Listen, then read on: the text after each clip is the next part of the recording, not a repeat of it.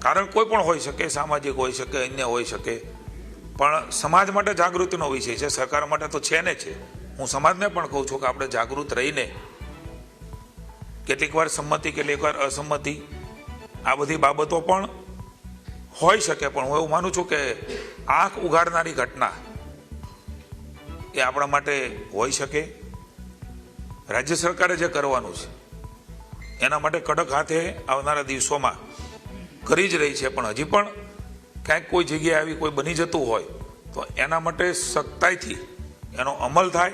એનું નુકસાન કેટલું મોટું થશે, એ દીકરી હોય, એમના કુખે કોઈ બાળકનો જન્મ થવાનો હોય, કારણ કે જે સાયન્સ છે એ સાયન્સના પ્રમાણે એ ગ્રોથ થતો હોય છે અને એમના કારણે પેઢીઓને પણ નુકસાન થવાની સંભાવના હોય છે. આ કોઈ સામાન્ય બાબત નથી કે આ થઈ જવું અને આપે મને કહી દેવું અને હું એ સાંભળીને તમને જવાબ દઈ દઉં. આને ખૂબ સંવેદનાથી લઉં છે, રાજ્ય સરકાર સંવેદનાથી લે છે.